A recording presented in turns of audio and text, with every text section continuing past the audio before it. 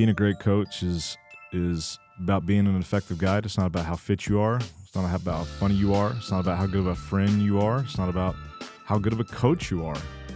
It's about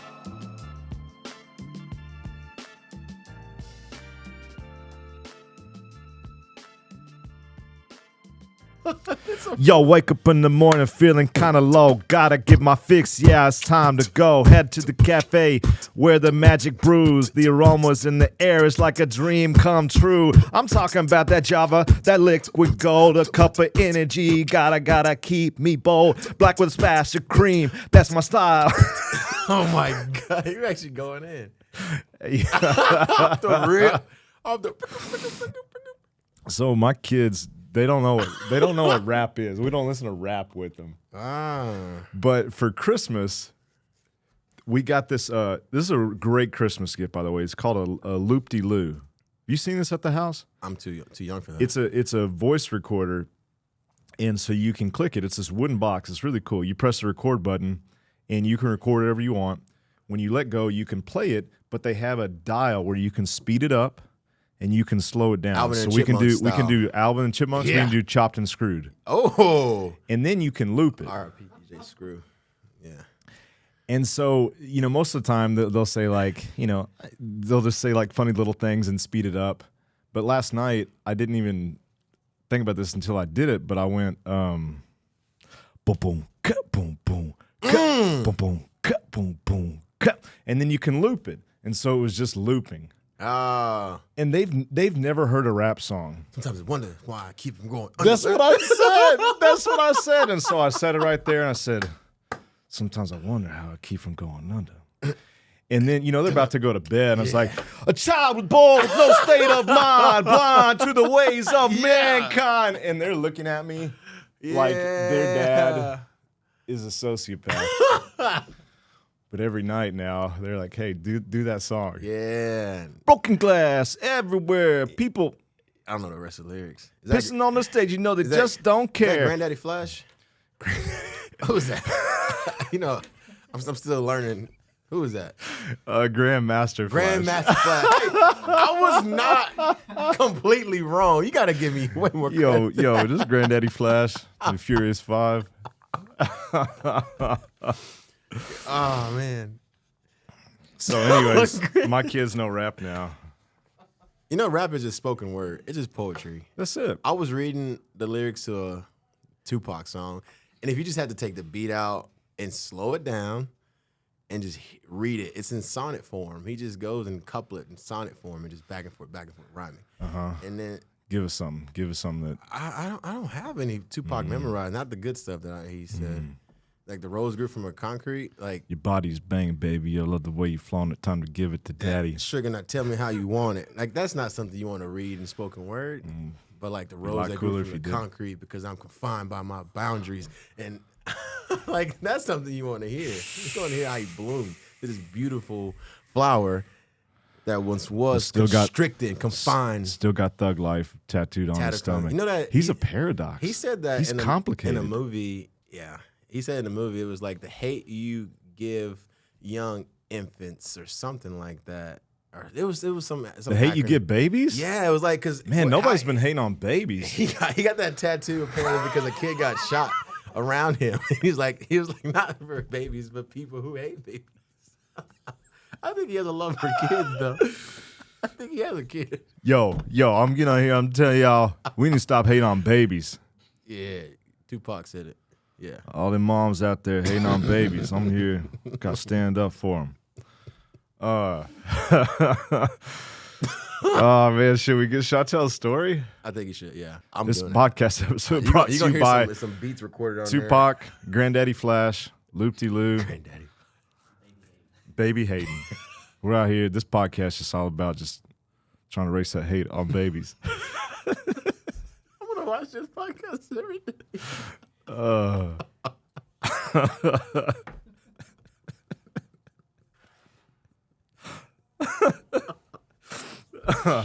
right, let's get our shit together. Oh man, this is good. Okay. We made it past 4 minutes, so we can cut.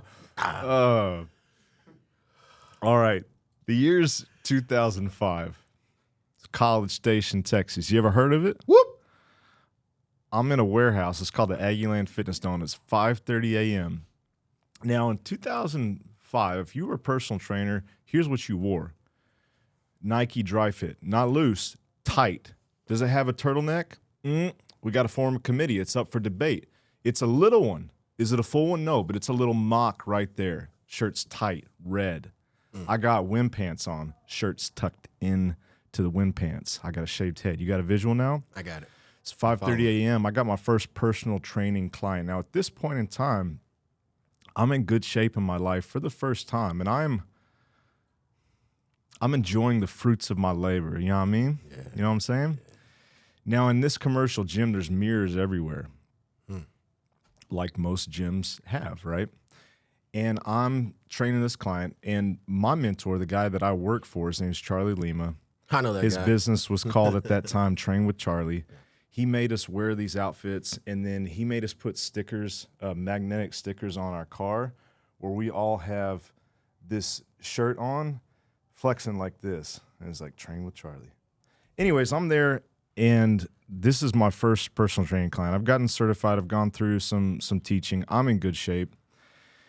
And about 10 minutes into the session, he comes over, and you got to realize that there's no iPhone at this point in time. So everything's on a clipboard. We write everything out. Sets, reps, exercises, old school. He comes over with his pencil on my clipboard, doesn't say a single word, and this is what he writes. Stop looking at yourself in the mirror. No one cares what you look like while you're training them. And Chance, I think of that almost every time I look in a mirror right now. Almost every single time I'm reminded of that.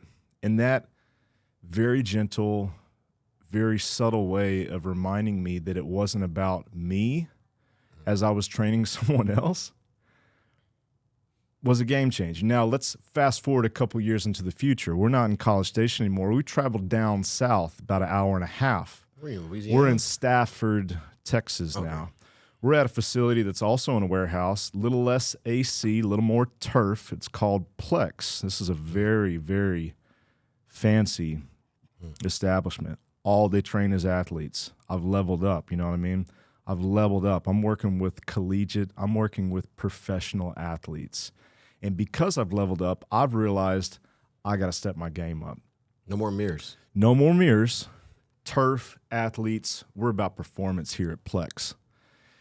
And I love to learn, right? So at this point, man, I've gone down so many deep rabbit holes about biomechanics and performance and all this stuff. And so I have this group of collegiate soccer players, and I say, this is their time. This is their time for me to finally educate them like they've never had before. So I have them take a knee.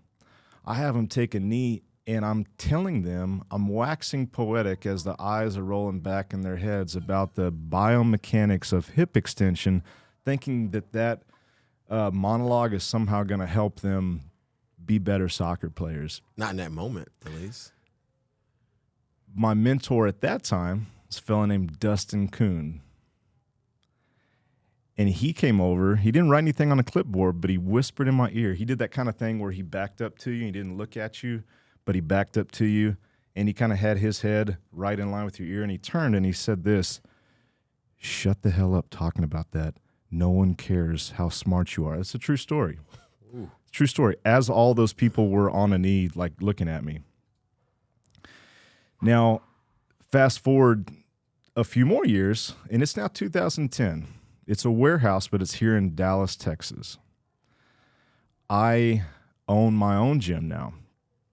I've learned so many valuable lessons. I realize that it's not about how I perform as an athlete myself. It's not about how I look. It's not even about how smart I am. It's about how great of a coach I can be. At this point in time, Chance, I am a level 1 and level 2 instructor, okay? I can take a group of 20 people, I can hold them in a squad, and I can give visual, and tactile cues across the circle. People are speaking in tongues as I'm laying these cues out, all right? It's a spiritual experience. And I feel like my gift to humanity is to just show them what it really looks like to run a great group. And a member, I wasn't going to say her name, but I'll say her name. She's still a member with us today, Rosanna. Shout out to Rosanna. Shout out to Rosanna. As I'm saying 3, 2, 1, go, and pretty much coming across like a drill sergeant, she stops me, and she doesn't whisper. She doesn't write something down. She yells at me. In front of the class? In front of everyone. Oh. And she says, pardon my French, "You sound like an asshole." She said that to me. And if she knows it's your gym, correct me if I'm wrong. Oh, yeah. Oh, wow. She said, "You sound like an asshole. No one cares how good you are at coaching." How about that, huh?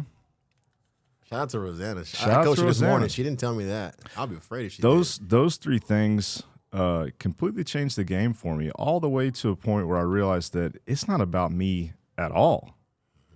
It's not about anything I possess. It's about them. And that sounds cliche, but it's not, man. And we're here together. I'm with my amigo Chance. And the last time we talked about the internal development of a coach, we talked about things like confidence. We talked about things like getting over the imposter syndrome. But now we're going to talk about how we should be showing up for our clients.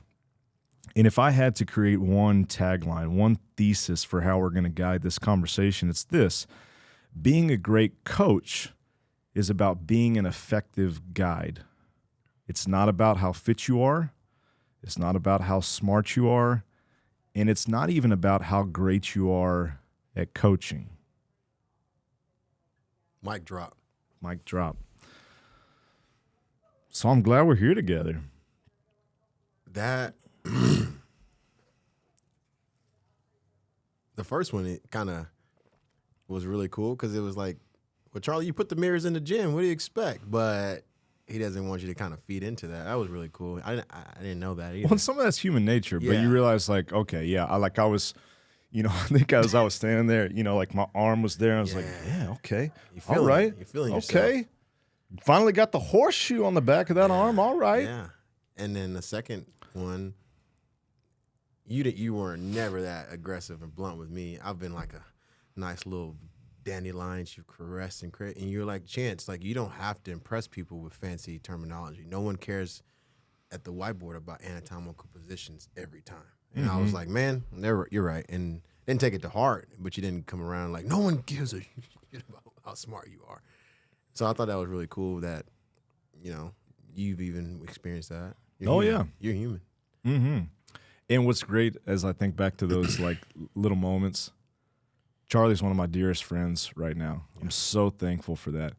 Dustin, somebody I hold in high regard. We continue to interact to this day. Both of those guys are still in fitness. Mm-hmm.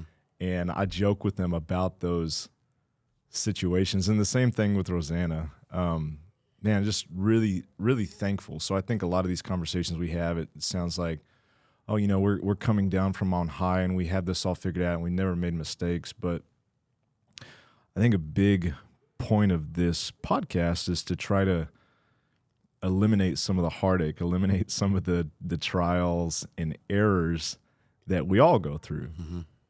And so this is something that you asked very organically a few days ago, just about really on the theme of simplification, but we thought it might be helpful to go through, if we're looking at the journey of a client from when they start to long-term interactions with them. What are some ways that we could prevent heartache? We could prevent hard things happening to not just the coach, but to the client as well. So hit me with what you got, man. Well, since you said that, starting out with the first part of the journey, they walk into the door after the intro in our gym, in that case, or whatever the gym's case is that it's set up at. But they come in, and what are some things you think about in that stage when they first come in, like the sell and the intro portion? I'll put a little asterisk here because for our facility, for our business, we like to meet with everybody one-on-one. We think that's a great first step, so we can control some of these things that you and I are talking about here. you might be listening to this and you're not even in the fitness industry. You are a graphic designer, or you're a chiropractor, or you're engaging with clients in some way. I still think this is applicable. If you are a group fitness instructor, say you work at a CrossFit gym, hell, say you're a Barry's boot camp savant, I still believe that one-on-one interaction in some way is really crucial for the reasons that I'm about to lay out. Initially, correct? Initially. Yeah. And maybe it's not even initially. Maybe the first time it isn't a group. And even if this isn't an official protocol for the place that you work, do it anyway. Do it anyway, because the time will be worth what comes out of it. So when we talk about this first step, this rapport, this trust, you could take fitness totally out of the equation, like I said, and we're just talking about a relationship. What are great ways to establish a relationship? First of all, you got to realize that person is coming in probably with a chip on their shoulder. They are already looking for ways to say that this isn't worth the time or the emotional investment, all of that stuff. Yeah. And so what would they use to validate that they're right? They would be looking for ways to see that you are not paying attention. They would be looking for ways to see that you are not trustworthy. Yeah. So I think those two things are key ingredients to making someone feel, for lack of a better word, safe, that they're in the right place. So when it comes to rapport, it's a big fancy word for just saying, do you understand what it is that they're there for? We use an acronym that I think is really helpful. And you don't have to come across like a robot here, but the acronym, or at least the word that we like to use, is CLOSE. And that stands for clarify why they're here, label their problems, observe what they've done in the past, and basically make a compare and a contrast there. We want to create a sale, and then we want to make them know, we call it enhancing it. We want to make sure they understand why this is what they should be doing. With that as a framework, in these initial conversations, I think you can simplify it and just say, you want to understand so well why they're here with you that you can say it back to them with even greater clarity. Mm-hmm. They're like, man, this guy really gets it. We've been doing this online coaching thing called the ATP, and one of the things we found is really magical is what? The relationship. Yeah. Communication. Yeah. Time. And this framework that we have for that, it's not, hey, Chance is going to come in and he's going to be really prophetic in what he says. What are you doing? Yeah. What are you doing? Talking. Yeah. They're talking. Yeah. What are we doing as coaches? We're just listening, right? Yeah. But being able to parrot back what they're saying in a way that makes them feel validated, I think without that, it would be like, if we're talking about a dating relationship, it would be like seeing that person and then all of a sudden being like, hey, you want to go on a date? Instead of having these little indications back and forth of, we'll say like flirting, right? Like these little signals, like, hey, and you don't say it like this when you date somebody. It's like, hey, it seems like you're kind of into this. It seems like, hey, this thing that you're doing, like I'm picking up on. Is that true? And then they say, yeah, it's true. And so the next thing is like, hey, maybe I'll see you at this place. And then you're trying to take that courtship of a relationship and condense it down, but not skip any of the steps. Yeah. And so getting to the root cause of what their problems are and trying to show that you understand and be, dare I say, like empathetic to that, I think is a really great thing that oftentimes, at least we did for years, just missed out on. And here's one bit of advice. As they're sharing their problems and you say it back and it doesn't seem like it lands, and here's how you know that it lands. They'll go, oh yeah, or they'll go, or they'll give you some like body language that like, okay, yeah, he gets it. If they don't give that, then you just keep asking questions. Do not move on to the prescription. Do not move on to, hey, here's what I think the solution is. Do not move on even to the comparison of, hey, in the past you've done this, and I think one of the reasons that you're frustrated is because you haven't had these ingredients as a part of this solution. And so don't move on to that unless you get indication from them that they really know what it is that they're here for. Because oftentimes they don't, right? Oftentimes they're there and they think like, okay, yeah, I think I'm here because I want to lose weight. When in reality, like we've talked on previous episodes, they're here because they need friends, or they're here because they understand all this stuff, but they need help with implementation. It has nothing to do with this group interaction. Yeah. So I think that's really important. And then there's some basic stuff of just not over promising. I think in these initial interactions, which is basically a sale, it's more about leadership than trying to swindle them. In swindling them, you will promise the world just to get them to sign on the dotted line. But if you're entering into a relationship, it's the exact opposite. You want to promise the bare minimum. You want to promise as little as possible. And you can set that up in this way. Hey, Chance, I think we can work together. You've explained this to me. This is what I heard. Is that right? And you'll say, yeah. What I think that we should do is this. I want to guide you through this process. I want to prepare your heart that this is going to be underwhelming for you at the beginning. But I know what I'm doing, and I'm doing this on purpose. I want this to be step by step so you feel good about it and I feel good about it. Now, I want you to know in the past, I've done way more than this, and I can do way more than this. I'm not going to do that with you because I want to make sure that as we progress, that you feel good about it and we're knocking out of the park all of these really basic behaviors. But I want you to know that this is a long journey, and I got you for each one of those steps. So right now, the only thing I want you to do is show up tomorrow at 5:30 a.m. What I will do is I will provide X, Y, and Z, and that's it. Yeah.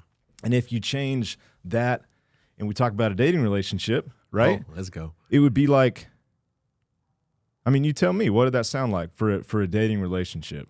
Does it sound like I want to sleep with you on the first date? No. Yeah. Yeah. What did it sound like? Well, it sounds like you want to listen. Yeah. We're gonna take things slow. Yeah. I want to just like not rush into anything, basically. We're gonna take things slow. We're not gonna rush into anything. Yeah. I want to make sure you feel taken care of. I want to make sure that trust and rapport are there. And I think some of those things that, you know, as I was talking and thinking, I tried to speak as confidently as I could, right? I tried to speak with as much certainty as I possibly could. And that's a big ingredient, and I wish that it wasn't.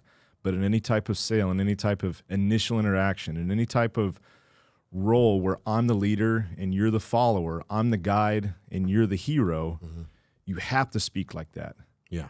But don't get that type of presence confused with promising too much. Those are two different things. I've done that. I'm going to do all these things. Look, I'm going to treat you like no man's ever treated you before in your life, right? None of that. I think the excitement comes from that. And It's true. Whether it's a coach or a relationship, we're partially overwhelmed with something new that we want to grasp and hold on to and wine and dine. But the territory that comes with that is like, man, like we've not bit off more than we can chew, but just partially tapping into that territory over promising. Yeah, and it's something along the lines of like, hey, I'm a world-class cook, but I'm not going to cook you the best steak that I've ever cooked on our first date. Yeah. I'm going to give you a cheeseburger. Yeah, it's going to be a great cheeseburger. But that's all we're doing this first day. I want you to know that I got so many more. I got so many more meals planned for you. But because I know this is a long-term relationship, we're not going to start with the best thing. We're going to start with the basics. Yeah. We're not going to start with the best. We're going to start with the basics. That's good. That's and that communication is great because the heads up is like they know what to expect. They are agreeing to something that they are not fully aware what they're getting themselves into, but to see that trajectory or that projection of what is to come gives them more reassurance. And I think that's important to mention that, right? Because if all you said was, I got you. Yeah, right. It's not enough. It's not enough. So to say like, hey, I can do more, but I'm not going to do that just yet. We have to get there eventually. Is great to simplify the next steps, which is absolutely crucial, but to also like cast this vision of like, hey, this is something that is going to take a long time, and I'm here for that. I think you can communicate both of those, and that to me is a great way to show confidence, establish rapport, and then it's still not over yet. They could decide to sign up for your service, but they're still looking because probably like most of us, we've been burned in some way before. They're looking to see if you will really do what it is that you will say you do. And so that validates why we do want to keep it simple. I don't want to promise the moon and the stars and then not remember all the things that I promised. How many times does that happen? In relationships, in this as well. More than I can count, for sure. And so from there, it's like, hey, I'm going to be at this place at this time, and I'm going to do this thing for you. And then, you know what you do? Do it. You just do those simple things. You just just do do those it. simple things. Being on time, doing exactly what you say. And then I think from there, having something prepared that they don't know about, where you're going to surprise them with it. The sweetener. Hey, I said I was just going to do this, but you know what? Add a little bit for you right here. Have you heard of tempos? What? Oh, I'm excited for that. Okay. Yeah, so for us, like we have these basic things that we all do, and then there's some things that are surprises for each body that joins. They don't know they're going to get and these are silly things. These are silly things. But it makes the they don't know they're going to get a free T-shirt, right? They don't know that we've created 3 different pamphlets that have all this information that when they show up, like they just get. They don't know we're going to give them this dumbass little sticker. Yeah. They don't know that, hey, when they come up to work out, we're going to be there that first time. We're going to show up. But we do it on purpose. That was a nice touch. Yeah. I had a member who was like, what are you doing here? I was like, well, I'm here to support you. They're like, I've never had a coach work out alongside me. I was like, that seems normal. Not every time is going to happen, but I feel like that's one thing that you need to support with. Yeah. So, I think, does that answer the question as far as the first things? And then even in touching on our relationship from a coach to coach, you gave me that reassurance in the beginning stages of like, hey, Chance, like, I'm not here to bust your chops about things you're doing wrong, because you've seen me do every one of these things you just mentioned. But the validation of like, hey, Chance, I've done that, but I don't want you to make this mistake. Like, this is what it could look like, and this is what the road we're going to take. And it was a little bit of hand-holding in the beginning, and it eventually was like, hey, spread your wings and fly, go. But that reassurance was great because you established trust from the get-go, which I think was really cool that some coaches who work with other coaches don't even have that trust, which makes it a lot harder. So that's cool to hear, man. Yeah. Well, I guess maybe the next question is, when the clients are in a swing of things after the first couple of weeks or maybe that 1 month mark, what are some things that things you want to think about there and maybe take into consideration or you're trying to do at this point, like moving forward? Like, hey, they've got into the rhythm. What's next? I think these first few weeks, you want them to feel really successful. So you're not giving them hard things. And that's a big learning lesson, because in the early days, like first time somebody came in, and I've talked about this before, but the first time somebody came in, I would try to dust them so bad, right? And no one got away alive. I killed everybody, right? I took all the souls. But you know what a terrible business model that is? Yeah. Is to try to impress somebody with how hard you can make it. We talk about that a lot, right? Yeah. Send somebody down the road to hell is the easiest thing on earth to do. They're not coming back. Well, it was like the way Chinese, the country of China develops Olympic athletes is, right. It's like they try to kill 100 people. Oh my God. By how hard the training is, and if like one survives, it's like, okay, I guess this is our Olympian. This is the one we need. That was what we want. Yeah, that was our model in the beginning, but I think now Finn, no. it's a lot more sophisticated to say what's the way that in just a few weeks from now we can come back and they can feel really good about what they've done. And for each person, that means you've got to really pay attention. You have to really think hard about what is this thing that if they did it and we saw a little progression in 2-3 weeks, in a month, we can come back and be like, look what you did. Let's celebrate like this last month. Yeah. And so if it's too hard, they're going to be discouraged. If it's too easy, or if it's not really in line with the thing that they told you was really important to them, they're not going to care about it. So I think initially you want to have something that you can look back and not just celebrate, but it's a fact that they did that. And so now this thing is true about them. What once wasn't true is now true. And that goes something like this. Hey, Chance, you said that you had never worked out before. And I'm sitting here with you right now, and you've done 3 workouts for 4 weeks. That's 12 workouts. So that's a 1,200% improvement. What does that say about you? I've done something different. I've gotten better. I've increased my load. I've adapted, done more. What does it say that you didn't do something and then you started this? What does that say about you? Changed. Yeah. And whatever you say, I'm in for. Mm-hmm. But I think we can craft some type of affirmation, some type of really powerful sentence of, whatever. Hey, I do hard things, or hey, I can start new things, or hey, I can get up at this time. Whatever that is, yeah. We start to create this scaffolding. We're creating this new identity of who you are does together. That fall into the category of identity? I think so. They're re-identifying who they are. They're revamping. They're building a new Milo. Yeah. So that's a short conversation, but it's in these first few months, it's like just giving enough where every time they do something new, they feel really successful. And you remind them, you reiterate, like, yeah, we could go faster, but you don't want to work out for 3 months and then quit for the next year, right? Like you're trying to do this for the rest of your life. So my goal is to make this something that you can keep sustaining forever. So I think it is some surprises. It is some, as they say in the service industry, like some moments of delight and things that they weren't expecting.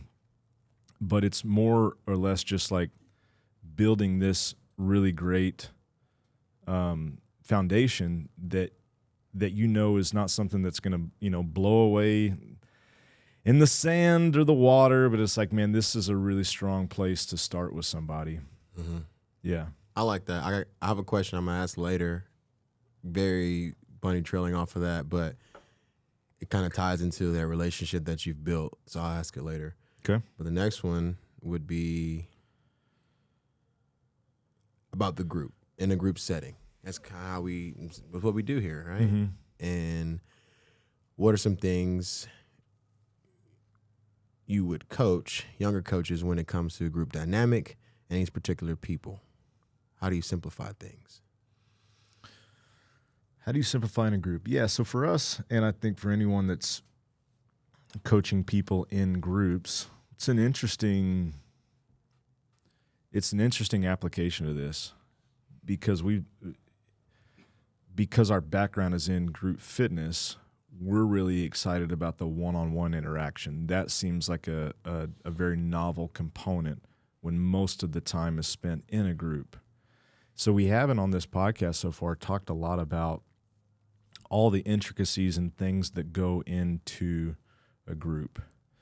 For a young coach, it can feel pretty overwhelming, right? There's a lot that you have to do. You're like a deer in headlights your first class.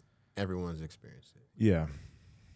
And so if we're talking about a good progression for that, I think step one is how can you successfully get multiple people through this hour with no one getting hurt? That's step one. And so you have to plan ahead of time, and it goes like this. You got to plan how long things are going to take. If you're inexperienced, it means you have to write down, okay, if this is a 5 rounds for time workout, how long would it take if I was tired to do these movements in this time? And you got to already be anticipating what are the increments of time that I have allotted for each one of these things. Yeah. If we don't want anyone to get hurt, then I need to adequately warm up. So once I know how long the workout takes, that allows me to back into how much time I have for a warm-up. And then because, recovery and returning to homeostasis is just as important as a warm-up, I need to allot some time for how long it's going to take to cool down. Yeah. So reverse ordering. Reverse the ordering, reverse engineering it. In that warm-up, I want to initially try to keep it as simple as possible. I know that if there's these certain movements in the workout, there are progressions towards those movements. As an example, if I'm doing a burpee, the precursor to that is a jump, it's a squat, and it's a push-up. Mm-hmm. And then it's transitioning between those positions. I want to make sure that I do something to do twofold. One, to physically warm them up, and then to give them a heads up of if I am going to try to keep them from hurting themselves in the workout, what I would be coaching them on. Yeah. And so taking them through these previous progressions for the movements that we see in the workout is a great way that even beginner coaches can set themselves up for success. Because you've mentioned it on the front end of that warm-up. And it looks something like this. Hey, guys, in the workout, we have a barbell snatch. We're going to go through this overhead squat. I want you to know that if you have trouble getting to the bottom of the squat or if your shoulder rotates, one, let's stop right there and not do the snatch. But two, I'm going to be looking for, and you fill in the blank, once the workout starts. And I always say it like this. There's 100% chance that if you do this, I will come over to you and I will coach you. And so when I show up, it's like, hey, I'm here. It's not this it's not this weird thing. And every time you do show up, not just you, but when you walk around and you mention that, they're upright. They're fixing their form. They're like, oh, well, if you knew that, then, but it's just a subtle reminder. It's like, hey. Yeah, nobody wants to have that interaction. So it's nice to give them a heads up. Yeah. So I think level one, do no harm. Level one, try to create some system for yourself that you have to premeditate on. You have to plan ahead of how to keep people from getting hurt. From there, I think you're trying to maximize people's attention. You're trying to maximize ways that as you're going through the warm-up, as you're going through the whiteboard, as you're going through the workout, as you're going through the cool-down, you're constantly evaluating, okay, what's the right number of reps to get them to do this? What's the maximum amount of time before they start to trail off?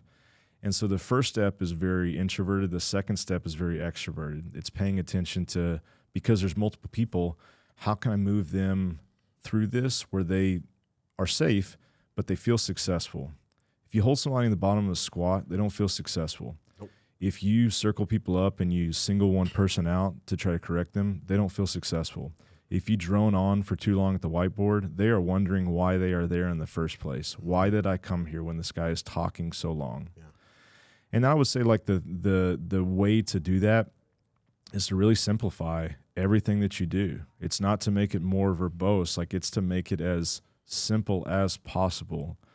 In the Turkish get-up, I could have everybody take a knee and talk about, how the shoulder is flexing, extending, and circumducting, all while traveling through three, planes of travel. But none of that's important to get them to move. I could just say, hey, I want you to punch and crunch, sweep the leg, and then stand. And that's good. Yeah. You got my attention. Yeah. And so everything that we're doing, it's like, how can I reduce it down to less words? How can I make everything more actionable? And then even a nice little caveat to that is I need to realize that the three ways, and this is just there's a fancy word, it's called pedagogy. It's the art of teaching. In pedagogy, there's three ways that you actually direct people that are in a large group. One is direct instruction. That means, guys, I'm going to take you down to the bottom of the squat and you're going to hold it. Ready on my cue. Ready, down, hold it. Ready, stand. It means every single thing that you are doing, you are controlling them. Mm-hmm. There's a time and a place for that. Yeah. There's a time where that actually makes things work well. Then it's what's called indirect instruction. Guys, on my cue, we're going to go down and then stand in the squat. Ready, go. Now, you're not telling them when to stand, so there is some part that's on their own volition of when they will do it. And then the most free form is independent practice. Guys, I've taken you through the air squat, taken you through the progression for the snatch. I'm going to get the barbell in your hand, and you're going to give me 5 reps on my command. Ready to go. That means there's lots of things that they're controlling. And then the most free form is, hey, 3, 2, 1, go. Yeah. The most independent is like, hey, you're on your own. Good luck. And so I think that's a great way to segment what you're doing. You probably want to start just to command their attention with things that are very controlled. And then slowly you're releasing the reins and allowing them to thrive on their own. Yeah. But I think that little 3-step thought process is a great way to think about keeping them safe and commanding their attention. Imagine if you just had like a herd of cats and then all of a sudden you're like, hey, snap to attention, right? It's like first you start with that and then you start to release the control that you have over them and let them thrive. Yeah. And then I think the last part is to try to make it fun, to try to make it entertaining, to try to play good music, to try to tell jokes, to try to give some insight in the whiteboard that isn't just the words that you've written down there, but like, hey, here's one little segment that I think you'll really find interesting. And it doesn't take 5 minutes to say, it's like 30 seconds. And to your point, and back to the, coach taking a knee with the soccer players, that may have been great information had they asked for it. And so a lot of times I'll lay up a question. Hey guys, if anybody wants more information about this, I'd love to talk to you. I'm not going to do it right now. We don't have enough time. Yeah. If you want to hear about this, I'll be standing right here. And I can't tell you how many times that format gives them permission to ask me about that. It gives me permission to talk about it, but it does it in the right context. It does it in the right platform versus like, you know what I'm talking about. It's like you look in the crowd and it's like, Yeah.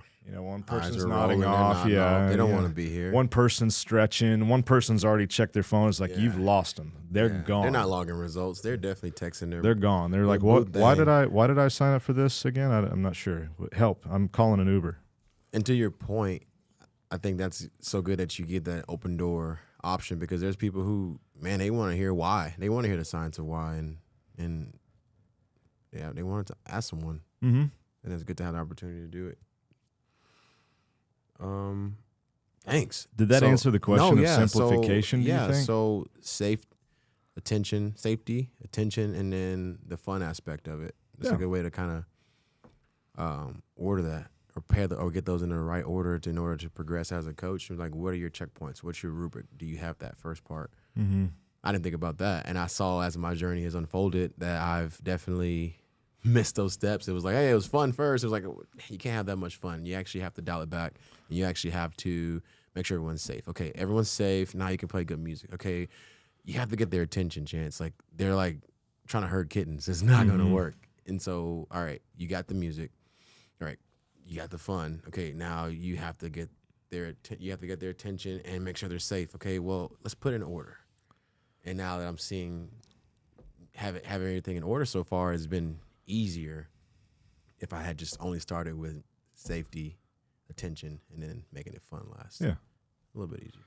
And I think, the novice coach, they probably want to compensate with that last part. It's like, oh, okay, I'm not as skilled, so I'm just going to make it really fun. And I also think that's okay. I don't think that's a place that you want to finish at. But for years, it was like, hey, I wasn't doing all three. I probably err on the side of being the drill instructor, right? Mm-hmm. Just wanting to be a control freak. And that's why, Rosanna said what she said. Mm-hmm. Or, erring on the side of wanting to educate people. And then, how many times I see the eyes roll back in their head. So I think wherever you're at, it's okay that's not perfect. That's just like, that's a very long-term trajectory towards, running a good shop. That's good. I think you could put that even, like you said, outside of coaching, Mm-hmm. but in even relationships. Yeah. Yeah, that would be good in a relationship to use as a rubric. For me, at least, because I still have some gaps in my current relationships. Of dating. So first do no harm, and then how to control them, and then how to entertain. Fun later. Because at first date is always like, let's have some fun. It's like, no. Y'all trying to date Chance, just a heads up for what you're getting yourself into. No. Thank you. Okay. How do you simplify things? I just got it. I got the answer. Next question. What are setbacks? And asterisk that. What about an unhappy client, and what would you recommend in these types of situations? So setbacks and unhappy clients. And what I mean by that is the setback not necessarily as a unhappy client, but like what are setbacks, separate question, and an unhappy client, how does that pertain to a setback?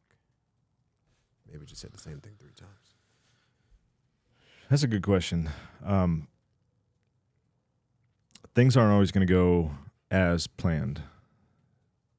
Things change. People change. They go through different seasons of life. One of the hardest parts of this job is things will be good with somebody and be like, hey, we're good, right? And then all of a sudden it's like, hey, we're not good. And you have to realize that most people don't like confrontation. Most people aren't very good communicators. You need to be anticipating the very first sign of change in communication. For example, man, we're interacting on True Coach all the time, and then all of a sudden they go radio silent. Hey, I'm seeing them in class 3 times a week, and then all of a sudden it's 2 times a week. The very first sign, make sure you're paying attention. And I'm convinced, after all these years of doing it, that when my gut tells me that something's different, something is different. I agree. The second thing, they're not going to come out and say, hey, man, this way that they're not going to be very direct. Hey, Chance, I want to sit you down. I want you to tell you that the way that you're taking me through these hinge patterns, that they're not really conducive for how my back works with the bulge disc that I have. They're not going to be that clear. They'll be like, something ain't working. This is what they're going to say. Man, we did a lot of box jumps this week. Yeah. What am I supposed to do with that? Right. And in their mind, they're like, I was as clear as I could be with Chance. I told him straight up, my back's hurting. Like, no, you didn't. No, you didn't. You just said we did a lot of box jumps. Yeah. So every type of change, pay attention to. Any type of dialogue, assume that the best that they can, they're trying to communicate something that isn't ideal. And just go off of that. And the worst thing that you could do is over-communicate on your part and start to pivot even though they didn't ask for it. And then they'll have to say, oh, you know what? No, I'm good. I was like, are you sure? Are you sure? Because I wanted to make sure that that's true. Because what I saw and what my experience tells me is that when you say just this, you're really saying this. Could we role play that real quick? Sure. Am I the client or are you? I'm the coach. You're the client. Coach, okay. yeah. Okay. Hey, that workout was great, Spence. We just did these pull-ups and rowing intervals and a little bit of running. I don't know why I couldn't do more pull-ups by the end. My shoulder doesn't feel the best, but that was a great workout. Okay, tell me. Just wanted to tell you that. Thank you so much for sharing that. And this may not be an issue, so I may be over-communicating right now. But tell me more about your shoulder. Tell me what you could and couldn't do. Tell me what it felt like for you to do that. Did you feel successful or did you not feel successful? And be honest with me. I went hard. I went really hard. And I started out with these great butterfly pull-ups. And by the end, I felt like a click in my shoulder, and I couldn't keep that. So I went to kipping. Okay. And so I just dialed back a little bit, but I still kept going hard. Man, thank you so much for communicating that. I know that's hard to be honest about some of that stuff. And then from there, I would go on basically, hey, this is what we're going to experiment with. And whenever you call audibles, I think it's good to do this. You start and you tell them when you're going to stop this. Chance, I'm gonna do a couple things that may be overkill, but I really want to make sure that the shoulder that you're working with, it's the only shoulder you got. So I want to make sure that we're making that thing just as sturdy and as strong as we possibly can. But can I still go hard? That's the thing. I want to go hard. I want to encourage you with that. We're going to find ways for you to go hard, but we're not going to have any long-term ramifications for you doing that. What you've told me is that you want to be an elite athlete for as long as you can. Now, if you want to be an elite athlete as short as you possibly can, then I will let you do anything that you want. But if you really are saying, if what you said was true, then here's how we have to do it. We got to pivot. We're going to do something to make your shoulder even stronger. So when you come back to being hard on the shoulder, it can handle that. Here are the ways that we're going to pivot and find the intensity without it messing you up, and just experiment with stuff. That's good. Yeah. And I think part of that is not the convincing part, but is to give them that same trajectory down the road of what is to come, good or bad, if they keep doing either decision they make. And one thing that, we didn't anticipate that role play, but even as I'm talking, I want to say, like, hey, will you sign off on this? Like, are you on board with this? Yeah. Even if we don't do this forever, just for a short period of time. So I think a mistake that coaches make is, hey, this is my idea that I'm trying to get you to do. Maybe even a better way to do that is instead of me just dumping all of that. Now, that thing we just talked about, I actually do know more than the client about that. Yeah. But it is a good strategy at some point to just say, what do you think we should do about that? Because I've found that our clients are actually really smart about this stuff. And so, yeah, one strategy is just to be like, hey, here's what I think we should do. Do you sign off on that? Another option, as I'm thinking about it, is just to say, hey, what do you think that we should do? Your shoulder's hurting. What are some ways you think we should navigate that? And that, much like the introductory conversation, it makes them feel so heard, because it's really less about you being an expert, and it's more about you guys working together. Yeah.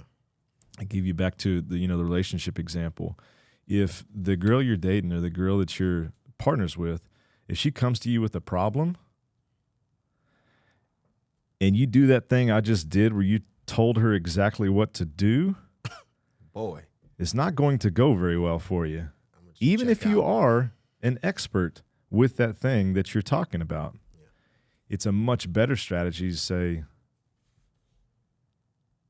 what do you think we should do? Oh, what do you want for dinner? No, Can I get an amen on that? That was good. Amen. Last thing. In fitness specifically,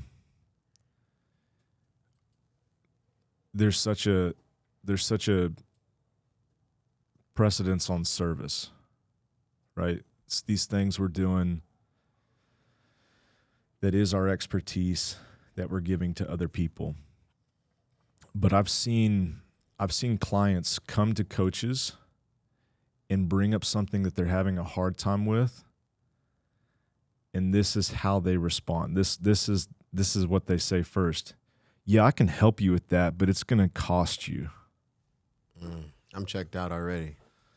Yeah. Oh, this thing that you're struggling with, yeah, I mean, we can do that, but it's going to be 10 private training sessions for us to get through this. Sigh. Maybe that's true, but don't say it like that.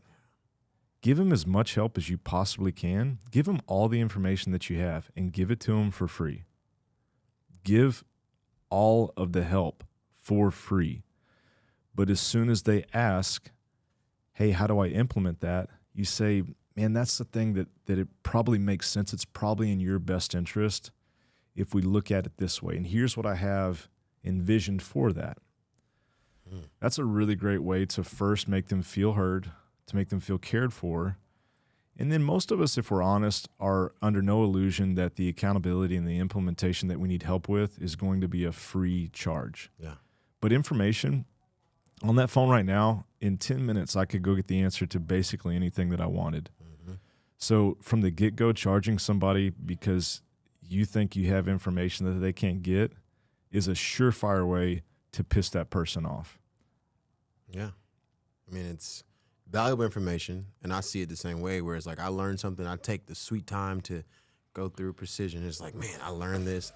This is valuable. To share this information is like you're going to have to pry me open. But it's like, well, I love what I'm doing, so you don't have to pry. Oh, I love these people that I'm working with. You don't really have to pry. Hey, I say this without trying, effortlessly, so it's not prying. So I'll take it that way, where it's like, man, I would love to share this information, but like you said, implementing that makes more sense, a lot more sense for a new coach, where it's like, hey, you have all this information. It should be your normal like database. You should always be referring to that. To share that information and implement that and actually work with them through that one-on-one takes more time. That's where they're receiving more coaching from. Cool. Thank you. You bet, man. We Yeah. have 7 minutes Okay. Okay. No, we can finish in 7 minutes. Okay. Next question, and last two. What about the long-term clients that have been with you for a long time? Any advice there? You know, it kind of goes along the same lines of setbacks and changes in life stage. Like if you've had a client for more than a couple of years, you can anticipate that something in their life is going to be different. And so constantly checking in, constantly having these deeper and deeper conversations, even around things that aren't fitness related, I think is what you can look forward to the longer you have these relationships. Initially, it probably is focused on fitness. There's a lot in a couple of years that we can unpack in terms of just basic lifestyle modifications. Hey, we're talking about surface level stuff of sleep, nutrition, performance, all the things that go into that. But at some point, having some format where you can ask them deeper questions, you've now earned the right to do that. You've earned the right to go into a deeper level of their life. And here's the good news, that as they get older, they're probably experiencing more ouch and sting and pain and woe. And at some point, in some facet of their life, they are probably stuck. What's interesting is it may have nothing to do with what you see and what you have previously done, but you've earned the right to be a sounding board. You've earned the right to be this great advocate on their behalf. And what we have found is that most people don't have someone like that in their life. To go to battle with. Someone that really just wants to listen. Just like we said before, hey, a lot of times it's just asking them the right questions. Answers tell them, questions they get to tell themselves. And so by asking the right questions, it's a great opportunity to just get more information and then to see what they want to do with it. So, for example, we have a Google Doc that we use where we ask some very softball level, low, easy pitch questions. Hey, what do you feel really good about in your life? Oh, cool. On a scale of 1 to 20, how would you rate yourself? Hey, where do you feel stuck at these days? What's your self-talk look like? Hey, we've known each other for a long time, but I've never asked you about these things. And I'd be so curious to hear what you have to say. Tell me about your mom. Tell me about your dad. Just write a couple of sentences, couple of paragraphs about your health, about your fears. Hey, feel as much or as little out as you want, and give me some goals you have for the next couple of years. Every human being, no matter where they're at, is going to have things that they're stuck with, and they're going to have probably something in those sentences that are some stories. You take those, you unpack them, you let them talk through processes that we've gone through in previous episodes, and I think that's a way that you don't just put somebody aside that's been training here and they're autonomous on the training floor, but you get them to actually go into deeper levels. And so instead of just going down this one silo, you get to go broader and broader and broader. And so instead of saying that they're good, you're like constantly looking for ways that you can enrich their experience and be a bigger and bigger guide for their life. I like that, the guide part. And maybe it's my last question, and it ties back to the first question. And then once they're in the swing of things, that's the relationship's already there. So the last question is, you're the guide. They're in the swing of things. It seems like you guys are buds. You guys are friends. Is that a real thing? Like, can you be friends with your clients? Can you be friends with your athletes? That's it. That's good, man. Before I get there, I want to say this, that if you're tracking, if you enjoy conversations like this, we want you to subscribe. We're going to come out and be very direct that we want more people a part of this tribe. We're planting a flag saying that where fitness has been is this weird, toxic, dysfunctional, surface level business that we don't want to be a part of. And if you're like me, I'm inundated with information. I forget things all the time. And so we want you to subscribe. So every time we do one of these, it's delivered to you and you don't have to think about it. So do that. And if you don't, then don't. If you don't, then I don't even know why you're watching this at this point. Bye. I can't tell you for how long that when we would have somebody come on as a client, I thought, I'm going to do everything I can to get this person to love me, and I want them to be also really important to me. That sounds like a friendship. And in lots of ways, because what we're doing is so intimate, there are lots of overlaps with a friendship. But if you've ever been burned, if you've ever forgotten some of the distinct differences, if you've ever treated this person like a friend and then all of a sudden they quit on you, then you're forced to come face to face with the big differences between those two. They came to you initially because they wanted you, whether they knew it or not, to be their coach. They wanted you to be their guide. That doesn't mean that you're this person on the high shouting down orders to this, peon. You're step in step with them. But it's not Frodo and Samwise Gamgee. It's Gandalf and Frodo. Yeah. Gandalf sits with Frodo at his kitchen table, and they're thick as thieves. They're intimate. But you never read any of the Lord of the Rings books and think that they're buddies the same way that Frodo is with the other hobbits. Nope. You never for once. And do you know why that is? It's because Gandalf never forgot that, not Frodo. Because if it was left to Frodo, he would try to make Gandalf his friend. If it's left to our clients, they want to do everything that they can because we are providing so much for them to be their friends. But if we do that, we cease to have this authority. We cease to have this clear set of optics on what it is that we do for them. So don't ever forget that this person that you love like a friend is paying you money for the service that you're providing. Never forget that. Be as friendly as you want. Show up to their weddings. They invite you to their house, you better go. That's a great indication that you're doing a good job. But don't, in your head, tell yourself that you can slack off because they are treating you like a friend. Imagine if the guide of any story that we love and every hero of every story wants to befriend the guide. Doomed from the beginning. It's the nature of somebody coming to advocate on your behalf. You want them to be your friend. But the guide knows better. He knows that if he basically erases the boundaries, he's not going to be able to guide them as well. You with me on that? Tracking. So it's a greater responsibility. In ways it sucks. Because you have these people that you say, like, man, this guy's great. We have a lot in common. I think I'd probably be friends with him if he didn't pay me money. But he does. So you can't.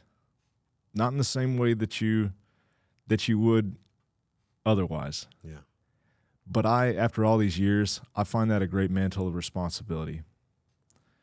It's not the same as a parent having children, but it's like that. There's some similarities. Yeah. I love hanging out with my kids. I love spending time with the kids. There's nobody I'd rather be around than my children. Mm-hmm. But I don't think they're just my buddies. I know that I have responsibilities for them.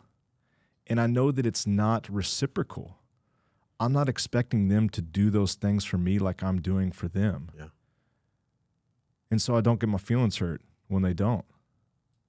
Those boundaries are established out the gate. Do you think that's something, and this is like any relationship you just mentioned, that it blurs the lines of those boundaries and even lowers the respect for the other person? Or not even say lowers the respect or lessens the respect, but think about it from of like, oh, well, I don't know how to put it in words, but like, oh, this person is my friend. Surely they wouldn't mind. Surely this wouldn't bother them. Oh, my dad's cool. You know, it lowers that barrier and drops that boundary that you had. It's a good point.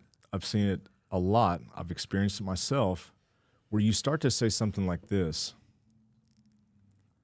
Oh, this person's now like my patron. Mm-hmm. They're supporting my work. Antics. Yeah. It's okay if I'm a little late. Ugh. We're buddies. Hey, I was just at his house Saturday. It's cool that, I said I was going to do this and I'm a couple days late. It's not okay. Mm-hmm. And they're biting their tongue and they're having a hard time with it too, but it's not okay. And so some of these things that because we're familiar with people, we say, oh, it's good. It's all right. It's not all right. And I think that's why this is a hard thing. This thing we're talking about, it's not easy. No. Because you don't want to be a drill instructor. You don't just want to be the entertaining instructor that's doing these things. You do want to be really, really close and intimate with these people. But I think of Charlie, I think of Dustin, I think of other guys that have been guides in my life. And the really good ones, I'm under no illusion that I'm here just to be in cahoots with them. I know that I'm getting something out of this relationship, and they know that they are giving that to me. Mm-hmm. And that is way more valuable than just hanging around somebody. Yeah. So instead of thinking that you're doing something wrong or that it's insensitive or it's like, ooh, I don't want to, you probably don't want to say that to your clients. You don't want to say like, hey, we're not friends, man. No. You want to be friends. You want to be friends. Yeah. But you're just under no you're under no circumstances going to shirk on the responsibilities or the professionalism that they really deserve. To love them the best in this way is to hold on to those boundaries. I like that. The last part you said, the professionalism of it. It's like the headliner of it, and then it goes in line with the parameters of what that relationship is. Each relationship is different. Your relationship with the members you have, clients you have, it's not the same with your daughters, it's not the same with your wife, but it follows in those parameters. They're a little different based off of that relationship. Well, then let's close with saying being a great coach is about being an effective guide. It's not about how fit you are. It's not about how funny you are. It's not about how good of a friend you are. It's not about how good of a coach you are. It's about maintaining those roles and those boundaries to continue as long as they're in your charge to take care of them the best that you can. I agree. Mic drop.